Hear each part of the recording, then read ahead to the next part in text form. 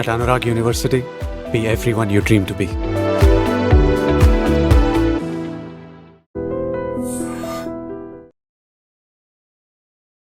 నమస్తే రమగారు. నమస్తే జయ.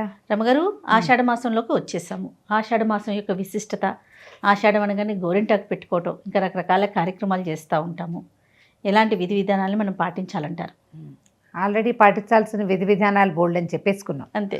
అయితే గోరింటాకు చాలా ముఖ్యమైనది. రెండోది హైదరాబాద్, ఈ తెలంగాణ ప్రాంతంలో, మనకి తెలంగాణ కొంత రాయలసీమలో కూడా అమ్మవారికి బోన సమర్పణ చేస్తారు.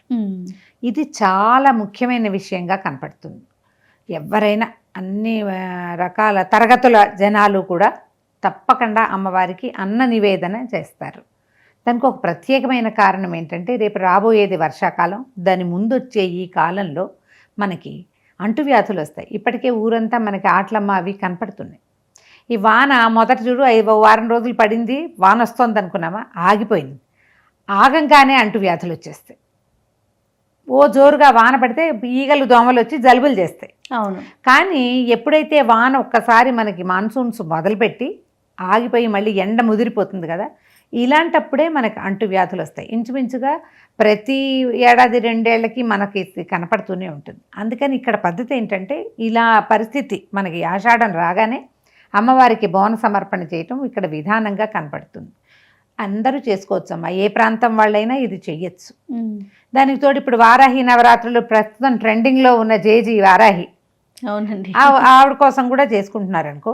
ఈ ఆషాఢం మొదలయ్యేసరికల్లా ఏం చేస్తారు, ఈ బోనాల కోసము బాగా వేపరెమ్మలు ఇళ్ళు వాకిళ్ళు అంతా కడతారు. తర్వాత అమ్మవారికి సమర్పించే బోనపు కుండకి కూడా వేపాకులతోటి అలంకరిస్తారు.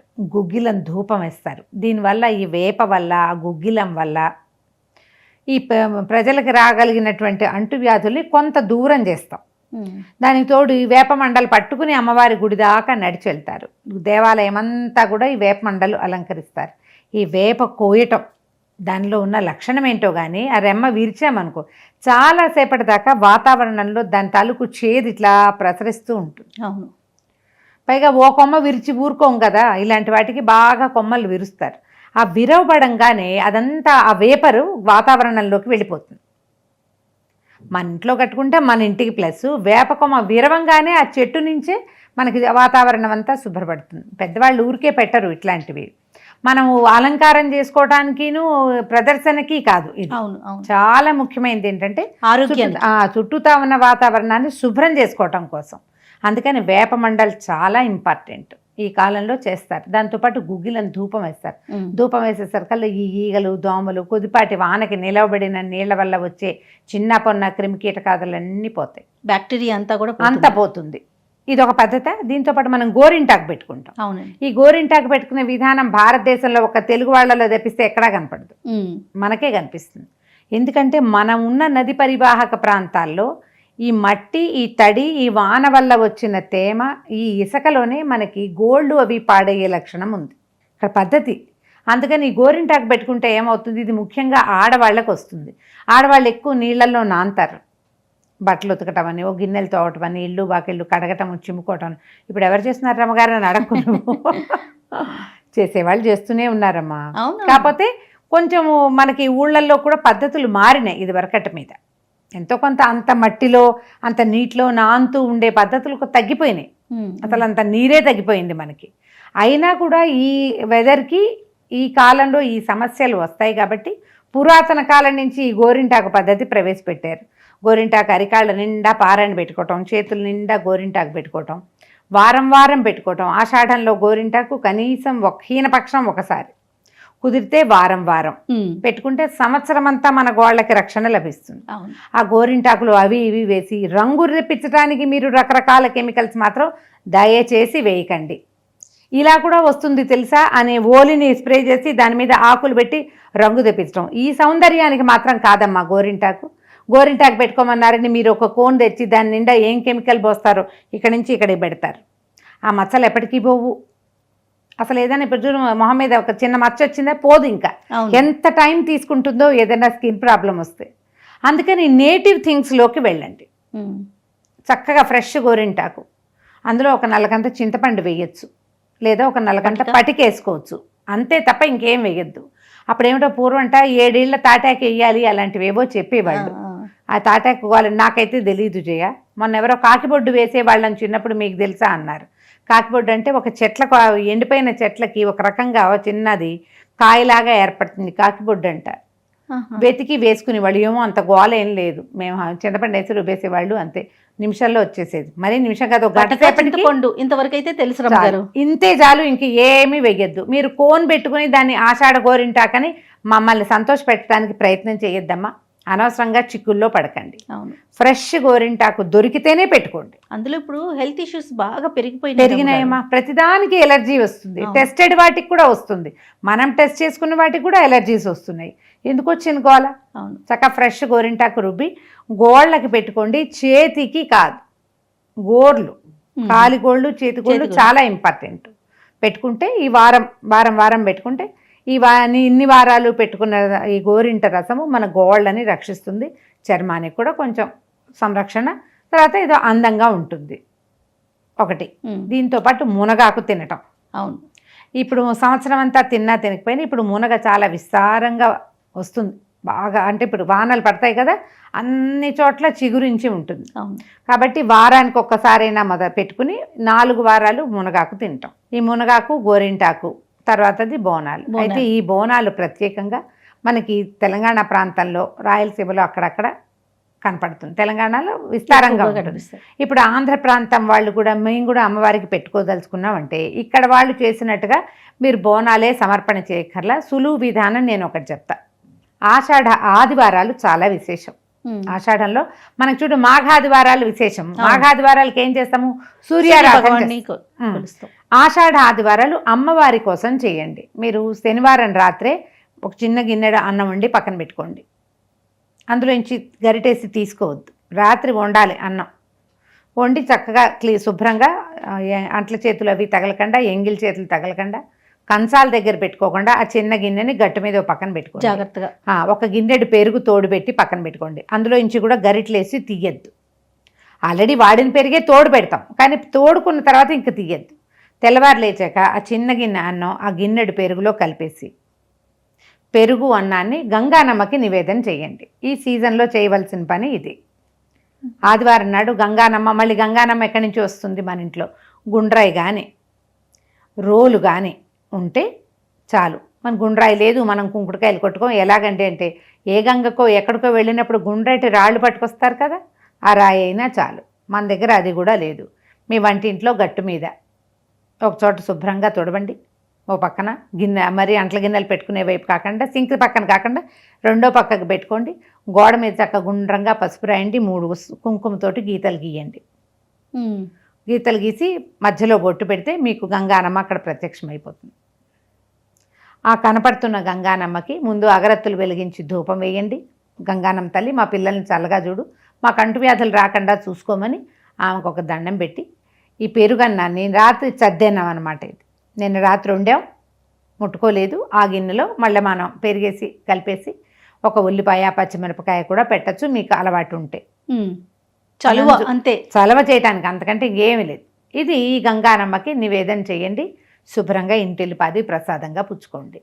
4 ఆదివారాలు పెట్టచ్చు. చిన్నపిల్లలు ఉన్నవాళ్ళు, తరచుగా ఇంట్లో ఏదైనా సమస్యలు వస్తున్న వాళ్ళు, వేడి చేసే పద్ధతి కలిగిన వాళ్ళు, ఓవర్ హీట్ చేస్తూ ఉంటుంది, వాళ్ళకి ఇది చాలా ఉపయోగపడుతుంది.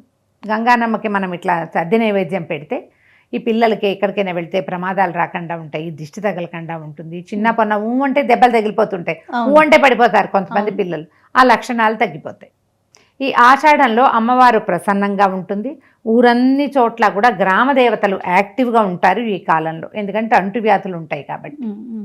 అలాంటప్పుడు ఇట్లా మనం సద్దన్నం కనుక నివేదన పెడితే కడుపు చల్లగా ఉంటుంది, ఇల్లు చల్లగా ఉంటుంది, సమస్యలు రాకుండా ఉంటాయి. దీనికి ముందు ఏం చేయాలంటే కాస్త 2-3 వేప మండలు తెప్పించుకుని గుమ్మాలకి వేప మండలు కట్టుకోవటం. మీరు ఆదివారం నాడు అమ్మవారికి పెట్టుకుంటారు కదా, గుమ్మాలకి వేప మండలు అవి పెట్టుకోండి. అమ్మ ఇంట్లో నాన్ వెజ్ ఉండొచ్చా మీ ప్రశ్న వెనకాల అదే వస్తుంది. అదే నన్ను వడపోతాను కాదు రమ్మగారు. చిన్న రోళ్ళు ఉంటాయి కదా, అవి ఇప్పుడు పెట్టుకోవచ్చు, దేవుడి దగ్గర పెట్టి పెట్టుకోవచ్చా? పెట్టుకోవచ్చు, అట్లా పెట్టుకోవచ్చా? చిన్న రోళ్ళు మనం దంచుకుని పెట్టుకుంటాం కదా, ఇనపవి కాదు, రాతివి. ఇనపవి పనికిరావు, రాతిది ఏదైనా సరే. రాయి మన రోలు ఉంటుంది, అది పెట్టుకోవచ్చు. నాన్ వెజ్ వండచ్చా వండకూడదా అంటే అమ్మవారికి నివేదన పెట్టిన రోజున వండకుండా ఉండటమే మంచిది. బయటికి వెళ్ళి తినచ్చా అది కూడా వస్తుంది. అవన్నీ మీ విజ్ఞతకు వదిలిపెట్టేస్తున్నాం. ఇంట్లో వండబోకండి. ఆడపిల్లలు పీరియడ్స్లో ఉన్నారు, లేదా మీకు పీరియడ్స్ అయితే పనికిరాదు, అమ్మాయిలు ఉండి పీరియడ్స్లో ఉంటే వాళ్ళని సెపరేట్గా ఉంచుకోండి. ఓకే, ఇది ఆదివారం పెట్టాలి. ఆదివారం పెట్టుకోవచ్చు. 4 ఆదివారాలనే కదా, 4 పెట్టుకుంటామంటే పెట్టుకోండి. మిగిలిన ఇబ్బందులు లేని వాళ్ళు ఒక వారమైనా పెట్టుకుంటామంటే ఏ వారం కుదిరితే ఆ వారం పెట్టుకోండి. ఈ వారము దీని నియమం ఏమీ లేదు. దానికి వేప మండలు కావాలి, ధూపం, సాంబ్రాణి, అగరొత్తులైనా చూపించదు. సాంబ్రాణి వేస్తే చాలా మంచిది. ఇళ్ళల్లా సాంబ్రాణి చూపించండి. ఆ ప్రసాదాన్ని వినిమయం చేసేయండి. నివేదన చేస్తాం కదా, అది పుచ్చుకోండి తప్పకుండా. అప్పుడు మనకి ఆషాఢంలో అమ్మవారికి పెట్టవలసిన శాస్త్ర విధి పూర్తయిపోతుంది. వారాహి చేసుకుంటే మొదట 10 రోజులు వారాహిని చేసుకునే ఆలోచన ఉన్నవాళ్ళు వారాహి కూడా చేసుకోవచ్చు, వారాహిని కూడా అర్చించుకోవచ్చు. వారాహిని చేసుకుంటూ కూడా మనం ఆదివారం గంగానమ్మకి నివేదన పెట్టచ్చు. మీరు పొంగల్ తీసుకెళ్ళి పెడతాం, గుళ్ళో పెడతాం, బోనంగా చేస్తాం, అన్నీ మీ ఇష్టం. ఈ సింపుల్ మెథడ్, ఈజీ మెథడ్ కూడా మనం చేసుకోవచ్చు. ఇవన్నీ కూడా పాజిటివిటీయే, అంతే. మన అవకాశాన్ని బట్టి చేసుకోవచ్చు. తెలంగాణ సంస్కృతి ప్రకారం ఇక్కడ పెట్టుకునే వాళ్ళు ఎలానో బోనాలు పెట్టుకుంటారు కదండి. అవును, బోనాలు కూడా చాలా బాగా చేస్తారు, చాలా బాగా చేస్తారు. చాలా పండుగ కింద జరుపుకుంటారు ఇక్కడ మనకి. అవును అవును, బతుకమ్మ ఎంత పెద్ద పండుగో బోనాలు కూడా అంత పెద్ద పండుగను అందరూ విధిగా చేస్తారు. వీళ్ళు వాళ్ళు అని ఏమీ లేదు. అవును, అందరూ చాలా వినయంతో నెత్తి మీద పెట్టుకుని బోనాన్ని తీసుకుపోయి అమ్మవారికి సమర్పించుకుని కొలుపులు సమర్పించి, అవును, మన చల్లగా చూడమంట. నీకు భగవంతుడి దగ్గర వినయాన్ని ప్రకటించడమే అవసరం చేయాలి ఎవరికైనా. అంతేగా. ఒక్కొక్కళ్ళ చోట ఒక్కొక్క పద్ధతి ఉంటుంది. ఇక్కడ పద్ధతి ఇది. మీ అవకాశాన్ని బట్టి చేసుకోవచ్చు. ఇక్కడ కూడా 4 ఆదివారాలు 4 ఆలయాల్లో చేస్తారు. అవును, లాల్ దర్వాజాలో నుంచి మొదలైతే లష్కర్ బోనాలు, సికింద్రాబాద్ బోనాలు, ఇవన్నీ వేరువేరుగా చేస్తారు. గోల్కొండ నుంచి చేసేది, అమ్మవారిని ఇలా ఊరేగింపుగా తీసుకొచ్చేది. ఇక్కడ హైదరాబాద్ అంతా చాలా హడావిడిగా ఉంటుంది ఇన్ని రోజులు కూడా. ఆదివారాలు మరీ ఎక్కువ హడావిడిగా ఉంటుంది. కొంచెం ట్రాఫిక్ అవి టఫ్గా ఉంటాయి, కానీ మరి ఇక్కడ విధానం అది కాబట్టి పండగ ప్రకారం జరుపుకోవచ్చు. రైట్ రమ్ గారు, నమస్తే. నమస్తే G. And for more videos, please subscribe to iDream. Please subscribe to iDream. Please subscribe iDream. And please subscribe to iDream. For more videos, subscribe to iDream. please like, share and subscribe to the channel. Congratulations, iDream. Subscribe to iDream. Subscribe to iDream. So subscribe to iDream Media. iDream ki iDream team andarki huge congratulations. Please subscribe iDream Media. Please subscribe to iDream. Subscribe iDream. Please subscribe to iDream. iDream అంటే నా కళల channel subscribe చేసుకున్న నోరు తిరుగుతలేదు, మీరైతే గంట గుర్తు కొట్టండి. For more such videos, please subscribe to iDream.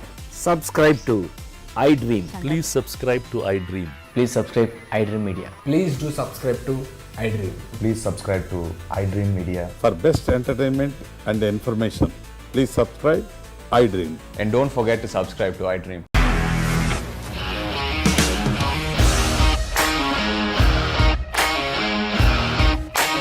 ఇండస్ట్రీలో కమిట్మెంట్ ఇష్యూస్ వస్తే నీకు కూడా వచ్చినట్టు. మార్నింగ్ తీసుకెళ్ళాలంటే కొట్టి పడేసాడు.